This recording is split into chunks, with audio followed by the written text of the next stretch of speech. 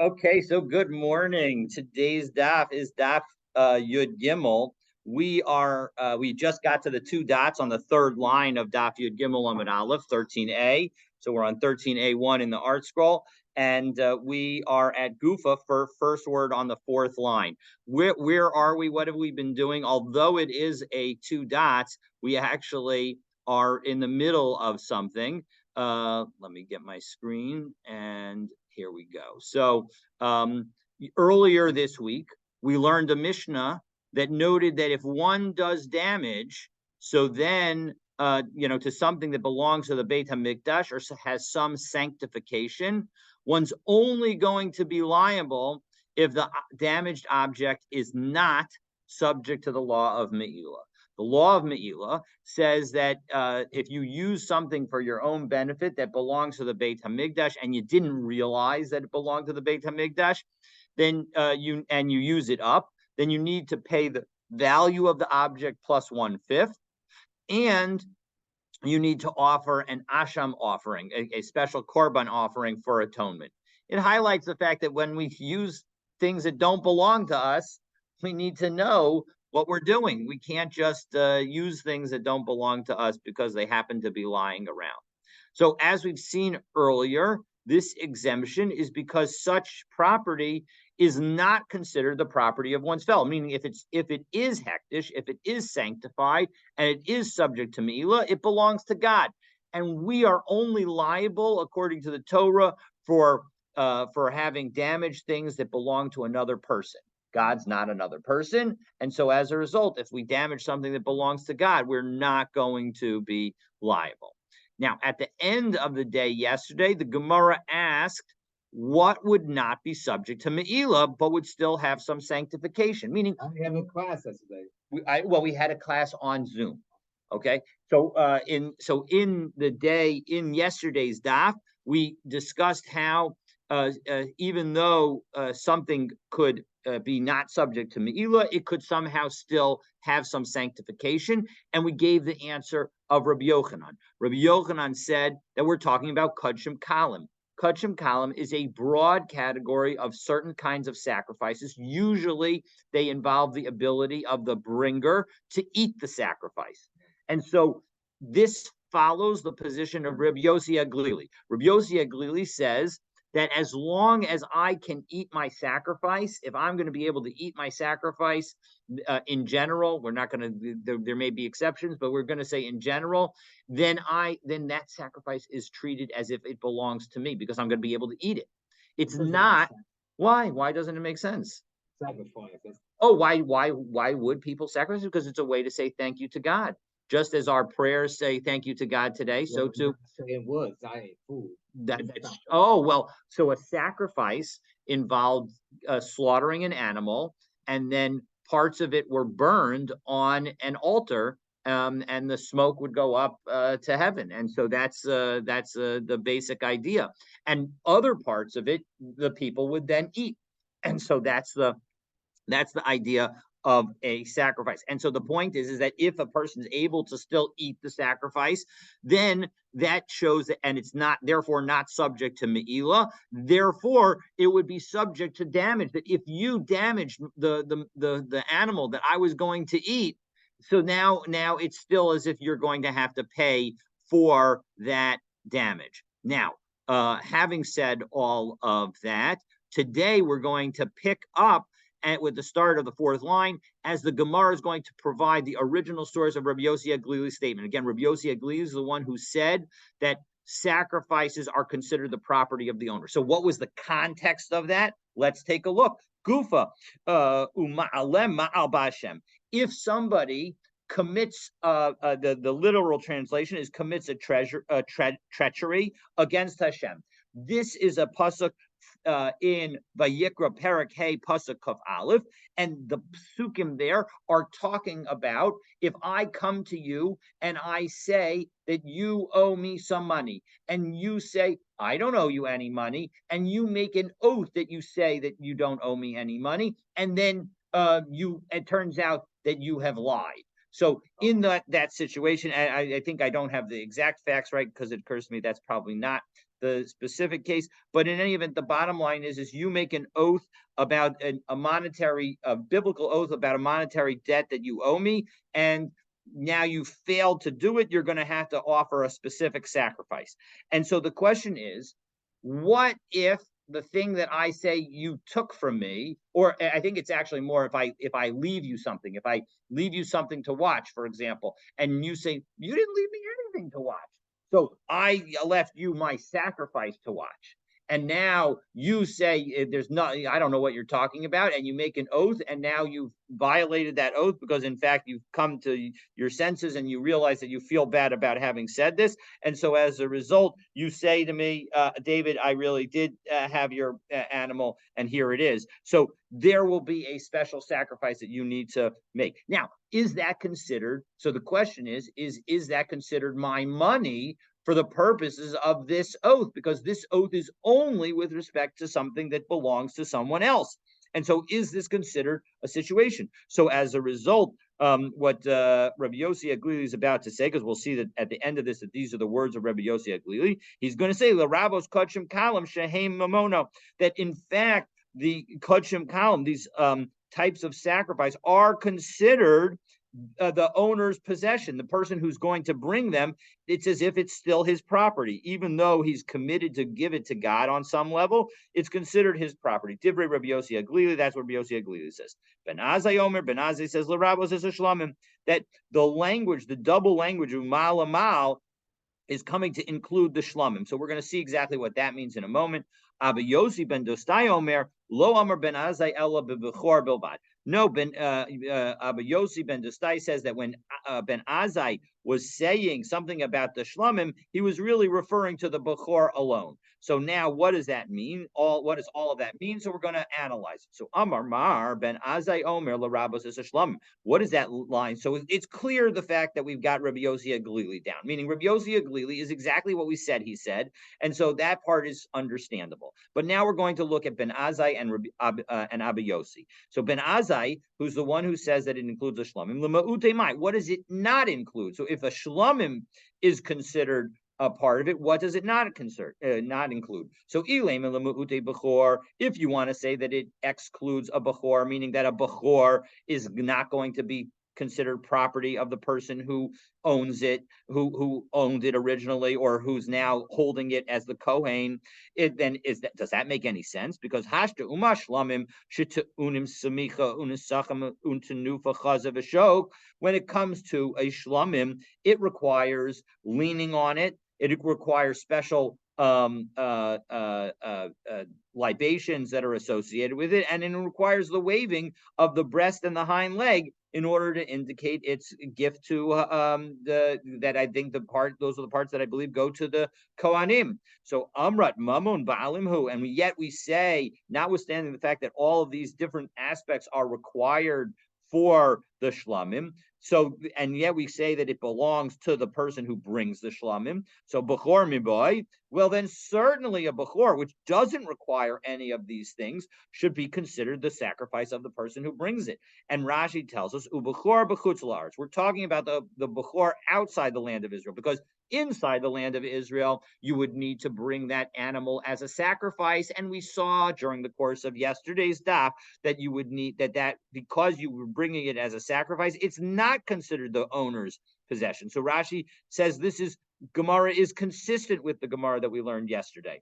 So ubechor b'chutz la'aretz kamar. So we're talking about a bechor animal, a firstborn animal that is outside the land of Israel, and dekevan delavla hakravakai, because it's not fitting for it to be brought as a sacrifice. Lo zaku le'mishulchan gaboa. It's not as if the person is taking the possession of the animal from the God's table to lo chazi legavo, because it's not fit to go to God's table. Now, I believe we learned yesterday that in fact, in circumstances, if you did bring it, you could bring it, but the bottom line is it's not automatically required to be brought, and so it's a voluntary thing, not a mandatory thing. And so, as a result, given the fact that a bechor has more bases to say that it's going to be considered the property of its owner, well then surely, so it can't be the thing that is being excluded when Ben Azai says that we're talking about a shlomim.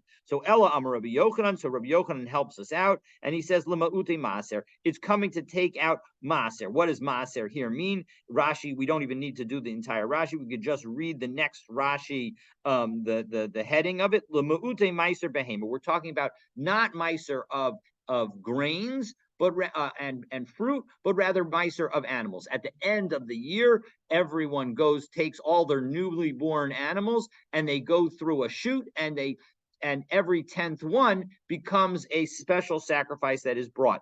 Most people understand that this is a special sacrifice that a person brings up to Yerushalayim and eats in Yerushalayim, just like one does with Meiser Sheni. But I'm sorry, it's not necessarily even a sacrifice. But the point is that it is just like Meiser Sheni, and so as a result, but it is not considered the property of the animal, and so property of the property of the person who owns it, who brings it.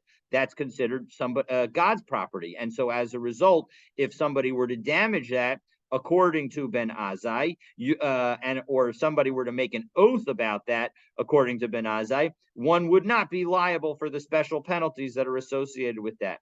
Kidatanya, and we have a brisa. And I apologize. It is a sacrifice. The Meiser Behema.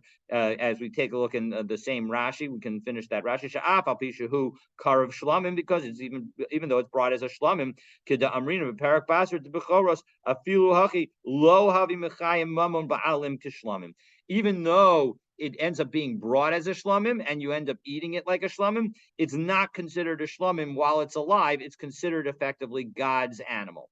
Okay, so to Kedatanya, and we have a brisa that confirms this analysis with respect to Meiser Behema. B'chor ne'amar lo sivteh. When it comes to a b'chor animal, it says that you shall not redeem it. V'nimkar tam chai.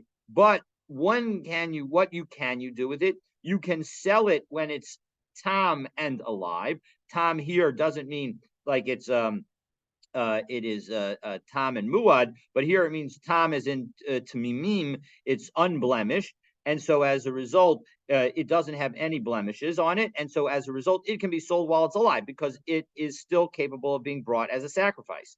Ubal mum, but when it has a blemish, chai v'shachut, you can sell it when it's alive or slaughtered, meaning that in all of these situations, it belongs to the owner. The one situation where it no longer belongs to the owner is after you've essentially offered it, then it can no longer be sold. But when it comes to maaser, and again we're talking about maaser behema, ne'emar lo yigael. Again, it says that you cannot redeem it. Ve'eno nimkar lo chai v'lo shachad. You can't sell it whether it's alive or slaughtered. Below tam, below balmum, and it doesn't make a difference whether it's blemished or unblemished. You cannot sell it. So from the fact that we see that a Meiser animal cannot be sold, we see that it's not considered property of the person who is bringing the sacrifice. So that is our explanation of Ben Azai. Explanation number one. Now, Ravina says, you know what? That teaching of Rabbi Yochanan, that it's coming to exclude Meiser, is not in fact telling us what Ben Azai says. It's in fact telling us Ravina Masni La Aseifa. It's answering a different question. It's not answering what does Ben Azai come to exclude. It's answering the question of what does Abba Yossi ben Dostai's comment come to exclude. And again, remember that there were three comments in the brisa that we cited: Rabbi Yossi Aglili, Ben Azai, and Abba Yossi ben Dostai. And Abba Yossi ben Dostai said that Ben Azai was talking only about Bechor. So Abba Yossi ben Dostai, Omer Lo Amar Ben Azai Ela Bechor Bilvad, he says that it's only talking about a Bechor. That's the only thing that is included in the obligation to make an asham offering if in fact you lie about something under oath. So lemu'ute mai, what is he coming to exclude? Meaning, what would be an animal that if you lied about it, you would not have to offer a special sacrifice. So if you want to tell me that it's really going to come to exclude a shlamim, hashta, once again, we can actually argue that a shlamim has properties that make it more likely to be included, not less likely, because umabachor shekarish mirechem mamonahu. If something that is already holy from when it was born, essentially when it was in the womb, and yet it's going to be considered the property of the person who is holding it. So shlomim mibai. Well, then certainly a shlomim, which is not holy from the time it was born, it gets sanctified by the owner. So Rabbi Yochanan lemauti meiser. So in fact, again, this Abba Yossi ben Dostai's comment is coming to exclude meiser. Kedetanya. Bechor ne'amar lo tifteh v'nimkar tam chai ubalmum chai v'shachut. Right. So again, with respect to a bechor, it says lo tifteh, you can't redeem it, but it may be sold when it's unblemished and alive, or it can be sold if it's blemished, whether it's alive or slaughtered. But and of course, here's the key part of the brisa that we cited a few moments ago, and we're citing again now because we're quoting Rabbi Yochanan's statement. But Ma'asar Namar, when it comes to Ma'aser, it says again lo yigael, lo yigal, you cannot redeem it, and so. Be'enum nimkar lo chai lo shachut. You can't sell it whether it's alive or slaughtered. Lo tam below balmum. Doesn't make a difference whether it's blemished or unblemished. The bottom line is you can't sell it, so it doesn't belong to you. So that's an indication of it not belonging to you. So hab b'chor bilvad kamar. But when second, you want to say, according to you, Ravina, that this comment of Rabbi Yochanan was made in connection with Abba Yosef ben Dostai, but Abba Yosef ben Dostai says that when Ben Azai made the statement, he was saying it only with respect to Bechor only. So kasha, in fact, that is a difficulty. So that is in fact a good question, and so as a result, it seems like the better explanation is that Rabbi Yochanan was commenting not on Rabbi Yossi ben Dostai's comment, Abba Yossi ben Dostai's comment, but he was commenting on the interpretation of Ben Azai directly. Okay, all of that, it was all in discussion of the first approach that we dealt with yesterday. Because yesterday we asked the question, what type of property is not subject to Me'ila so that its damage creates liability? And again, we answered yesterday that we were talking about Kudshim Kalam according to Rabbi Yossi Aglili. That was Rabbi Yochanan's answer. Well, now we're going to give Rava's answer to that question. And he's going to take a completely different approach, a much simpler approach. But we'll see at the end that, because it's not a very long piece here, we'll see at the end that, in fact, although simpler, it raises a problem. And now thereby we can understand why Rabbi Yochanan did not follow this approach. So Rava Amar, Ma'nechasam she'ein behen me'ila. What are the properties that don't have me'ila associated in them? Nechasam she'ein behen din me'ila. It means that we're talking about properties that don't even have the applicability of the law of Mila, namely that they're not sanctified at all. Umay ninhu, what is that talking about? The head joke. We're talking about a regular person's property. That when we say in our Mishnah that the property that is subject to Me'ila is not subject to determining damages, it's telling us that all property that is hektish, is kodesh, is not subject to damages, and it's only property that fully belongs to you that is going to be subject to the damages provisions. Well, one second, if that's true, it could have been much easier. There's no point in telling us about ein behen me'ila. Why tell us anything about the fact that me'ila doesn't apply? Just say that we're talking about property that belongs to a regular person. So kasha, this in fact is difficult. Now, usually, and this is true both cases, when we say kasha, it doesn't mean that it's a total uprooting of the original position. It's just often translated as a question or a difficulty. The point is that it's not simple. Here, at least to me, one can say, but the complicating factor is that there are different levels of control that a person can have on their objects. And so as a result, when we say the hedyot, how much of a hedyot does it need to be? And so answering the question about Me'ila could potentially help us understand what hedyot means. So that's at least one thought with respect to that. But in any event, we've now dealt with Rava's answer, and now the Gemara is going to deal with the next two pieces are going to be dealing with an animal that was a sacrifice that does damage. Okay, so all right, so here's the story. I I set aside Bessie the cow as my sacrifice, and then unfortunately, or Bessie the ox as my sacrifice, and Bessie then goes and gores some another animal. Now, Bessie had never gored another animal before, and so this is terrible. It's a very big shame. But the question is, the law as a background, we haven't gotten into this in detail yet, but we will during the course of our Masechet. The law is that when you have an animal that hasn't gored 3 times yet, it is considered a tam animal and on some level innocent, and we are not. And the damages that I'm going to owe are just 50% of the damages. I don't have to pay all of the damages, and my liability is limited to the value of Bessie. Now, in this case, Bessie is a sacrifice. Bessie is going to be offered as a sacrifice. So shlamim shehiziku. So this animal Bessie that is going to be offered as a shlamim, and it does damage.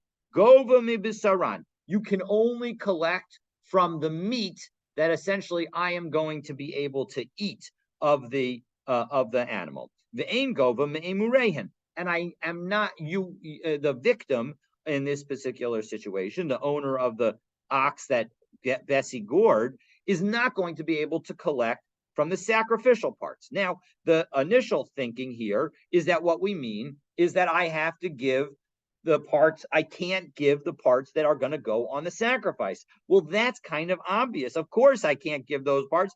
Those parts are going to God. Pshita and Mirun Legavoa Salki. Those parts have to be sacrificed on the altar. Of course, they can't go to the person who was the victim. No, Lo Tzrika Legova Mibisaran Keneged Emurin. No, what it's saying is that it can't go to the parts that are opposite or have the value associated with the damage done by the imurim. So Rashi helps us out here because this is very unclear. So take a look at Rashi 3, 6, 8, 9 lines up, I believe, in the Rashi in the narrowest lines of Rashi. Lo tzricha. That which we learned that it's that you're not allowed to collect, that the victim here is not allowed to collect from the parts that are going to be offered on the altar. This is what it's coming to teach us. De'ain gova mibisaro keneged emurin, that you don't come to collect from the meat keneged in connection with, I'll reinterpret it as emurin, the sacrificial part. So what does that mean? Kagon shor shavim. We're going to say that Bessie is worth 200. Shinagach shor shavim, and it gored another ox worth 200. Now, because Bessie is a tam, I'm going to owe 100. But Eino Gova Ela Chetzio Deme Bisaro. But let's say that Bessie's meat is only worth 150, and Bessie's sacrificial parts are worth 50. Well, then in that situation, the amount that the victim is able to collect is only 75, half of the 150. Because even though that's not going to equal 100,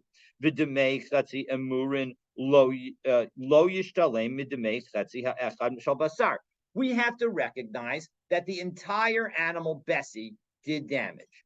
That animal has 2 parts to it. It has the emurim parts that effectively already belong to God, and it has the meat parts which still belong to me.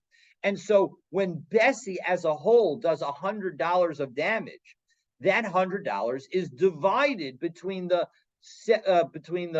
$50 of Bessie's value that belongs to God and the $150 of Bessie's value that belongs to me. And so as a result, the $50 of Bessie's value that belongs to God, there's no liability for that. Nobody's going, the victim is not going to be able to collect for it.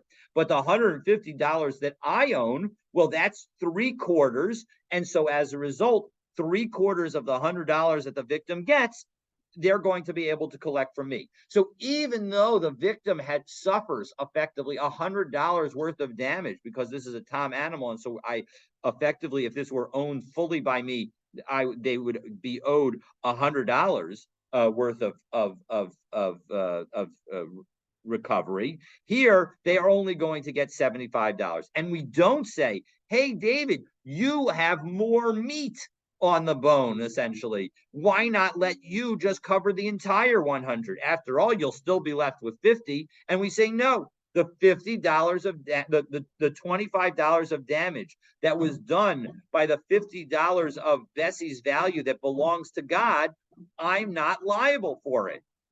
Va'aliba Daman, who is it that this follows, that this ruling follows that we just read? That right? Does this ruling of Abba, Rabbi Abba, who does this follow? So aliba de Rabbanan Pshita.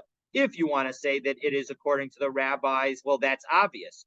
Ha Amri, Kileka la Ashtalume Mahai, Lo Mishtalamai Lahai. So in a situation of the following, Rashi gives us the details, but I'm not going to go into it now. Let's say my animal pushes your animal into a pit, and the pit is owned by a third party. So those two parties are going to be jointly liable for the damage that's done. The person who owns the pit, because they should be watching the pit, and the person who owns the animal that pushed, and me, because my animal pushed your animal into the pit. So you get to collect from both of us. Now, what happens if, in fact, you don't get a full recovery from one of us? Can you go to the other? So the rabbis say, no, you cannot go to the other in that situation. You are out of luck. And so as a result, of course, in this situation, also the rabbis would say you're out of luck. When it comes to an animal where the sacrificial part does damage, you're not going to be able to recover from the person's meat part. The Ialiba de Rabbi Natan. And if you want to tell me that we're following Rabbi Natan, there, Rabbi Natan is the one who says that if you can't collect from one person, you do collect from the other. So, for example, if my animal pushes your animal into the pit, and your animal is worth $1,000, but my animal is only worth $100. Well, you're only going to be able to collect the $100 from me. You're not going to be able to collect your full amount from me. And so as a result, that's going to mean that you're going to under collect, because you'll get whatever you're supposed to get from the owner of the pit, and you'll get only $100 from me. So, and Rabbi Natan says you can go and get the rest from the owner of the pit. And so as a result, in that situation, why shouldn't he be able to collect from the rest of the meat? He should be able to collect from the rest of the meat. So actually, Ibayasema Rabbi Natan, Ibayasema Rabbanan. Actually, we can say that that this statement of Rabbi Abba is consistent with both Rabbi Natan and the rabbis, because Ibayasema Rabbanan, if you want to say that it's consistent with the rabbis, because again, remember, the rabbis say you don't collect if you from the pit owner, if the owner of the pushing cow is not worth enough. So as a result, you're not going to be able to collect. So we don't say that you can collect. And yet this is still a necessary teaching. Why? Because Hanimili betray Gufe. The whole point is that when is it that you're not going to be able to collect from the pit owner when the owner of the pushing cow doesn't have the money to pay? That's because there are two different liability partners. But Aval Bechad Gufa, Matzi Amrlai. But here, there's only one cow that pushed. Bessie did the pushing. Bessie did the damage. And so why shouldn't you be able to collect from the meat parts, even though it was done even though the damage was also done by the sacrificial parts? So I might have thought that Matzi Amrlai, that the person could say, Mikol Hecha de Be'ina Mishtalim. I want to collect from anywhere in this animal. I don't care which part. So Ibayas Ema, and as a result, it's necessary for us to tell us that in fact that way of thinking is not correct. So Ibayas Ema, Rabbi Nassan. Or we can say that it's Rabbi Natan, that even though Rabbi Natan, in the case of the pushing of the animal into the pit, says that you can collect from the pit owner, even though the pushing animal's owner doesn't have the money, and therefore you're collecting extra from the pit owner. Hasam huda amar lebal hashor lebal habor. That's because over there, the owner of the victim, the victim's owner, can tell the owner of the pit, listen, ana torai bevirach ashkachte. My pit, my animal can be found in your pit. As a result, your pit is a key element of responsibility. So madalesli lashdalume mehach mishdalume minach. And so as a result, Rabbi Natan says, in that situation, although I can't recover from the person who owns the pushing ox, I'm going to recover from you, as we turn to Yud Gimel Amabet. Aval hacha, but when it comes to the shlomim, mimatza amar basar azik emurin lo azik, can I actually say that only the meat did the damage and the sacrificial parts did not do the damage? Of course I can't say that. That's not true. And so as a result, I'm not able to try and say, hey, you should pay me all of it from the from the non-sacrificial parts, from the meat part. And so as a result, we've now explained Rabbi Abba's statement according to both the rabbis and Rabbi Nata. Now, that was all about a shlamim doing damage. What about if a toda does damage? So Amar Rava deals with that situation, and he says, Toda sheziku gova mi b'sara. If a toda does damage, you can collect from its meat, ve'ena gova milachma, but you cannot collect from the bread that you bring with a toda sacrifice. You have to bring 40 loaves of bread. The idea is that you're supposed to have a big party when you bring us a toda offering. It's a way of saying thank you to Hashem, and we say thank you to Hashem by having a party that includes other people. So lechem pshita, it's obvious that you can't, that the person who's damaged can't collect from the bread. The bread is part of the offering. That doesn't make any sense to say that they could collect from the bread. No, seifa istrichle. It's in order to understand the end of Rava's statement, because Rava then what this is going to be. Can you help them out downstairs? But I'll answer your question. It is bread that is some of it is like a matzah, some of it's not like a matzah. It's like challah for Shabbos, basically. That's the way I would say. Hey, Vic, you'll meet me downstairs? Yes, or come back. I'll meet you downstairs, or come back after they're done. Okay.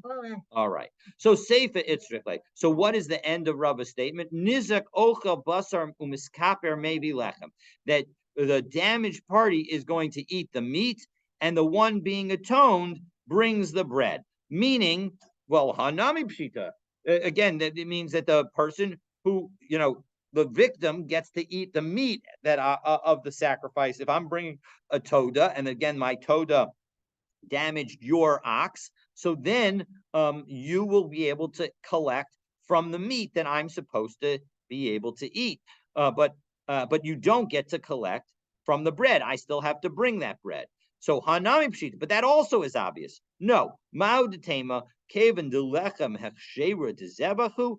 I might have thought that, now let's say my animal is worth 200. Your animal is worth 400.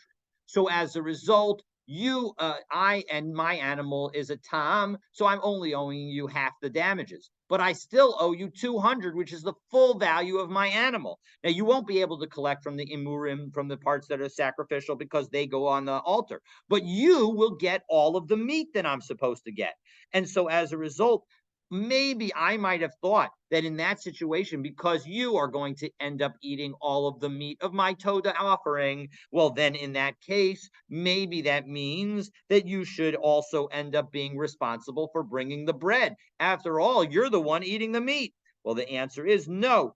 Kevan de lechem hechshera de zevach lemale at achlat basar va'ana isi lechem. Meaning, I'm going to tell you, maybe I shouldn't have to bring the bread. You're going to eat all of my meat in the end. So why should I have to bring the bread? So Kamash Malan, delechem chayuva de balamho. The answer is that what Rava is teaching us is specifically that even in that situation where I'm not eating any of my sacrifice because my animal unfortunately did damage before I killed it and sacrificed it to God, the bottom line is that even though I don't eat it, because it was my sacrifice, I am still obligated to offer the bread as well. Okay.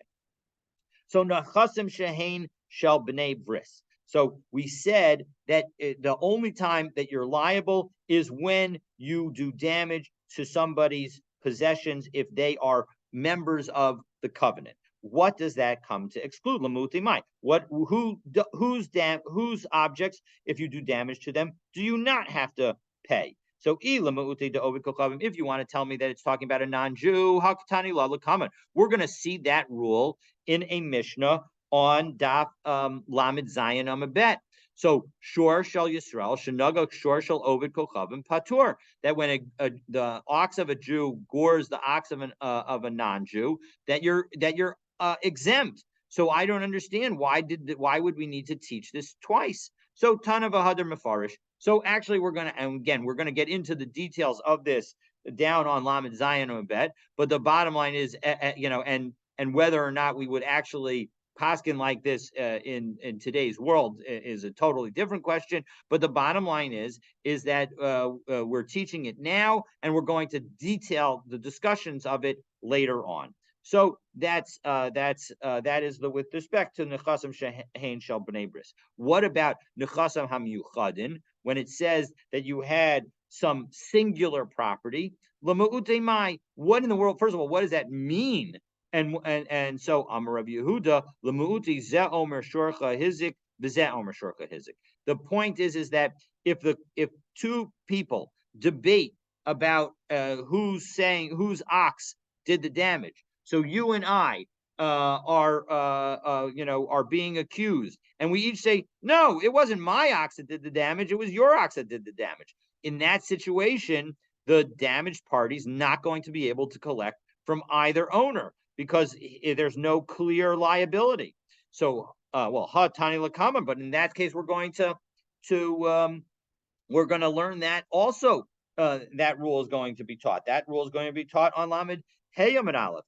So Hayu Shnayim Rotum Achar Echad. If two ox are chasing after one, Zeomer, and of course it does the damage to the third ox, the poor third ox that's being picked on.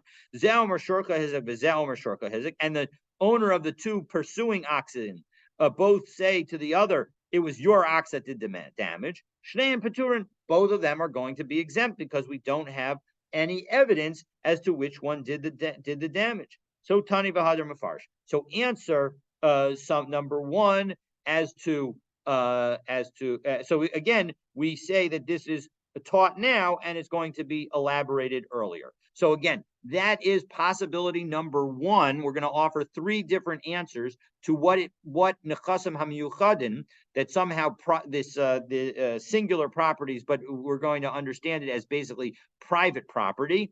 How what private property comes to exclude? So answer number one is it comes to exclude us in a case of uncertainty. We're uncertain who the damager is, which animal did the damage. So, and now possibility number two, that b'masnisatana, we can say that it comes to do exactly what we learned in a brisa, prat l'nichse hefker, that it's specifically coming to exclude when the property is ownerless. So if an ownerless if an ownerless ox gores your ox, you are tough luck. It is nothing you could do about it. So hey dummy, what are the case? So if you want to tell me that your ox gored the ox that belonged to Hefker, well then, man tavalei, who's going to make the claim against you? El denaga Torah de Hefker de Torah de done. So you got to say that we're talking about where the ownerless ox gored your ox. Well, leza v'lesi. Well, if it's ownerless, go take the ox and it'll belong to you. Nothing's stopping you from doing that. So we're talking about a situation where the ox was now claimed. So here's the story. So ownerless ox, Oscar, the ownerless ox, goes and gores Bessie, my poor Bessie. And so as a result, I want to try and now claim from Oscar from Oscar the ox, and I say, oh well, I'll just take ownership of Oscar the ox. Well, tough luck, because Moshe came and got the ox before I was able to get there, and so now it's owned by Moshe. Well, maybe I should be able to claim against Moshe, because now that Oscar belongs to Moshe, I should be able to claim for the damage that Oscar did. And so the answer from our Mishnah is no, you cannot claim from Moshe. You cannot claim from the new owner of Oscar, the ownerless ox. Okay, so that is answer number 2 of what private property might come to exclude. So Ravina offers a third answer. Here's another case. What if I own Bessie? Again, I own Bessie, and Bessie now gores Moshe's ox, and now immediately after Bessie gores the ox, I say, you know what? I'm going to give Bessie to the Beit Hamikdash, or I'm going to make Bessie hefker. I'm going to make it ownerless, and so as a result, now I don't own Bessie any longer. So in those situations, Ravina is saying that actually I will not be liable. And Tanya Nami Hachi, we actually have a Baraisa that seems to say this. Yasser al Kain Amar Rabbi Yehuda. Rabbi Yehuda says an additional point. Afilu nagach va'akar kachikdish. Even if Bessie, my ox, gored, and now afterwards I consecrated, nagach va'akar kachifker, or at gores and afterwards I make it ownerless, putter. I am, well, in that situation, it's exempt from the death penalty is the context, but now we're going to say that we would say the exact same thing with respect to liability, because Shneamar v'huad v'alav v'hemit ish, that the owner has been warned and it killed somebody. So this teaches, and then it goes, and the pasuk continues, and that the ox is going to be stoned, and even its owner should be put to death. So what does this teach? Because the fact that we reference an owner at the beginning and at the end. You need to have the status of the animal, of when it actually caused the death, and when it is in front of the court. They both have to be the same.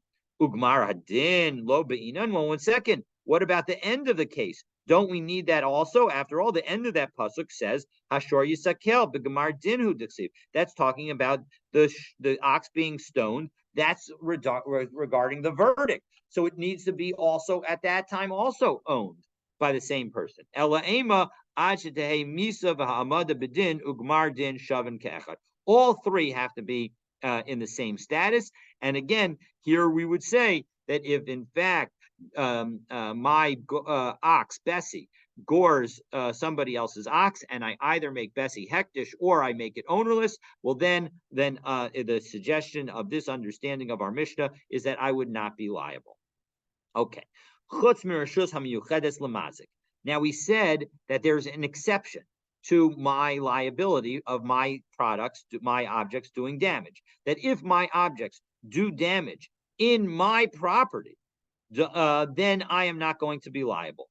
And why is that the case? I'm sorry for not scrolling.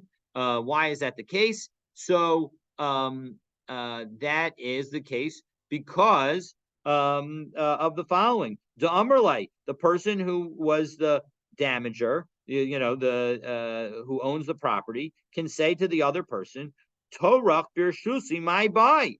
What is your ox doing on my property? Your ox wasn't supposed to be on my property. So if your ox invades my property without permission, so then I'm not going to be liable if my ox does damage to it.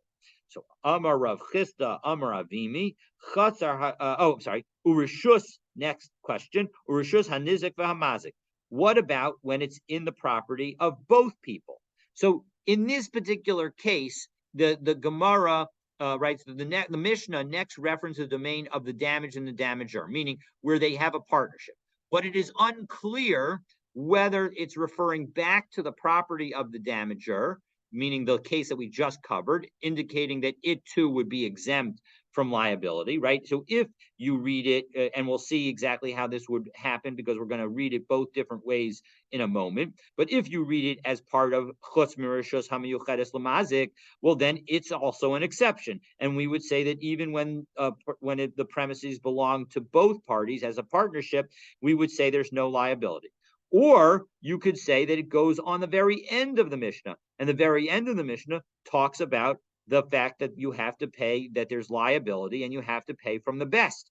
And so as a result, the question is this language of Rishus HaNizik VaMazik, which way does it go? So we're going to see two views. So view number one, Amar Rav Chisda, Amar Avimi, Chatzer Hashutafin, Chayev Ba'al Hashen Ba'al Haregel. You are obligated for damage where one party, one of the partner's animals does damage to the others. And this is what our Mishnah is saying. There's an depator. There's an exception when it comes to property that is only owned by the damager, and in that situation you're exempt. But when it comes to premises that belong to both parties, when it does damage, the damager is going to be obligated to pay from the best. So that is view number one of Rav Chisda. Rabbi Elazar disagrees, and he offers the following. Rabbi Elazar Amar, Pater ala shein v'ala regel. You are not liable. You're exempt. Because v'hachikamar, this is what our Mishnah is supposed to be saying. This is how you read it. Chutz mirishus hamiyuchedes lamazik urishus hanizek lavamazik nami pater. Both when you do damage when the damage happens in the field of the damager, or when it happens in the field that belongs to both the damager and the damaged party, in those cases, you're going to be exempt. However, when it does damage in other cases, chav hamazik, and when it does damage, you are going to be liable. And what does that come to include? La soye keren. It comes to teach us the new law of keren, that if an animal gores, well, then it's going to be liable. Well, 1 second. Shmuel, that works according to Shmuel, because if you remember all the way back to the beginning of our Masechet, we learned that there's a debate about the interpretation of is it Maveh? The interpretation of one of the terms of our opening Mishnah. That specifically we have, yes, Maveh. That when it comes to Maveh, we didn't know what it meant, and there was a debate between Rav and Shmuel as to what it meant. And so it works according to Shmuel, because Shmuel doesn't have our opening Mishnah teach us about Keren. But Elul Rav, but according to Rav, Da'amar Tana Shor, B'chol Mili Deshor, that when we teach the word shor, it means all kinds of damage of a shor. Chava Mazik La Suyemai. What is this coming to teach us extra? So how can you say, according to Rabbi Elazar, how can you interpret Rav's understanding of our first Mishnah according to your understanding of this Mishnah? So it's going to come to include the following case that we have in the following brisa, and then we're going to learn this brisa, but the brisa is not going to be clear, and we're going to analyze it, and that's going to wait for tomorrow. So this